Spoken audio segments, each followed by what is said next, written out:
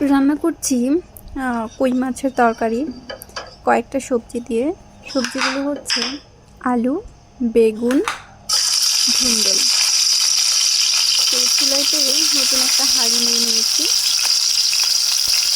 হাঁড়িগুলোতে আমি প্রথমে তেল দিয়ে দিলাম, তারপরে পেঁয়াজ দিয়ে নাড়তে থাকলাম। ব্রাউন কালার হওয়া পর্যন্ত নাড়তে থাকবো। কয়েকটা মশলা দেখতে পাচ্ছেন, হলুদ, মরিচ আমি একসাথে পানি দিয়ে মিশিয়ে একটু পেস্ট বানিয়ে নিয়েছি, সাথে লবণ আছে। এই মশলাটা আমি আমার তরকারিটাতে ইউজ করব।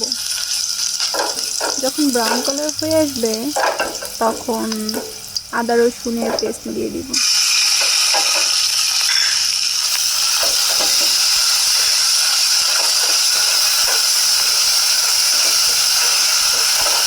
আদা রসুনের পেস্টটা দিয়ে দেওয়ার পরে একটু নাড়তে থাকবো গন্ধটা চলে যাওয়ার জন্য। গন্ধটা চলে গেলে আমি আমার বানিয়ে রাখা সেই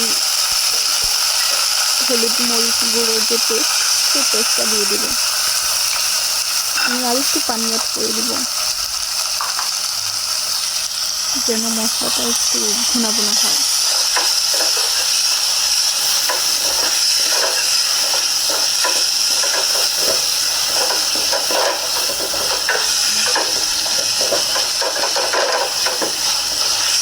মশলাটা ভালো করে কষিয়ে নেওয়া খুব গুরুত্বপূর্ণ,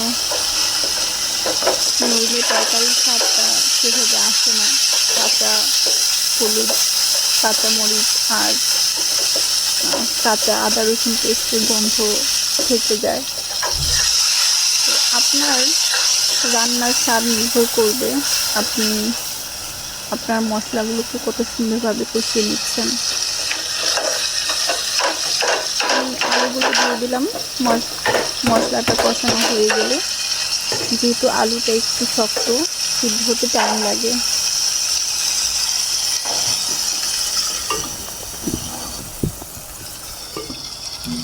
আলুটা দেওয়ার পরে আমি একটু নাড়াচাড়া করে নিব। নাড়াচাড়া করে আরেকটু ঢেকে দিব যেন আরেকটু আলুটা ভালো করে সিদ্ধ হয়।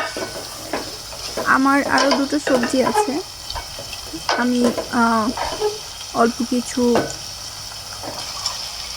ধুন্দল নিয়েছি। আমি জানি না সবজিটার নাম কি, ভুলে গেছি। আপনারা মনে করতে পারলে কমেন্ট করে আমাকে জানান। এই সবজিটা দিয়ে দিয়েছি এবং ঢাকনা দিয়ে ঢেকে দিয়েছি। সবজিটা কিছুটা সেদ্ধ হয়ে এলে আমি বেগুন দিয়ে দিলাম। আমার একটা পছন্দের সবজি, যে কোনো মাছের তরকারিতে বেগুন খুব ভালো ম্যাচ করে। আলু বেগুন কম্বিনেশনটা খুব টেস্টি হয়। আমি আসলে ঝালখোর, একটু ঝাল হয়েছে আমার এই কারিটাতে। আমার জন্য ঠিক আছে, যারা ঝাল কম খেতে পছন্দ করেন তারা একটু কমিয়ে দেবেন।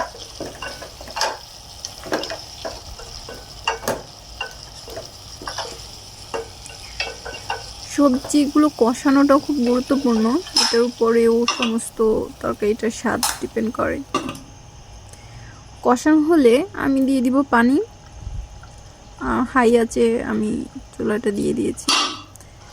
পানিটা একটু বলক আসার পরে আমি দিয়ে দিব আরেকটা টমেটো কেটে রাখা ছিল, সেই টমেটোটা সাথে সাথে দিয়ে দিব মাছ 3 টুকরা।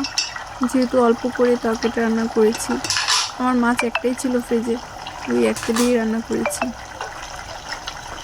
যদিও সাইজটা বড় ছিল।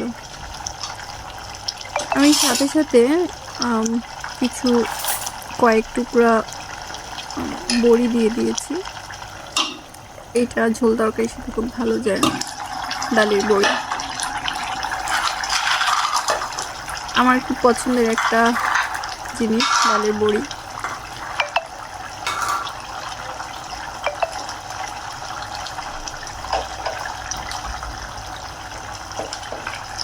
এই অবস্থায় ঢেকে দিয়ে আমি আর একটু পানিটা টেনে ভালো করে একটু রান্না করে নিয়েছি। পানিটা যখন টেনে আসবে মোটামুটি, তখন আমি ধনে পাতা কুচি দিয়ে দিব। ধনে পাতা কুচিটা আপনার তরকারির স্বাদ, ঘ্রাণ দুটি বাড়িয়ে দিবে।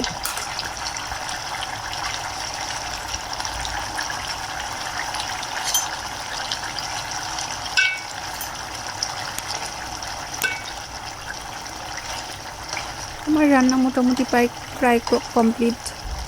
দেখতে পাচ্ছেন, কালার দেখে বোঝা যাচ্ছে স্বাদটাও সেই ভালো হয়েছে। আমি আসলে রান্নাটা খুব যত্ন করে করি, চেষ্টা করি লিস্ট। তো আমার কাছে তো ভীষণ ভালো লেগেছে। আপনারা যে মাছের পরিমাণটা আরও বাড়িয়ে দিয়ে এইভাবে রান্না করতে পারেন, আমার মনে হয় বেস্ট হবে।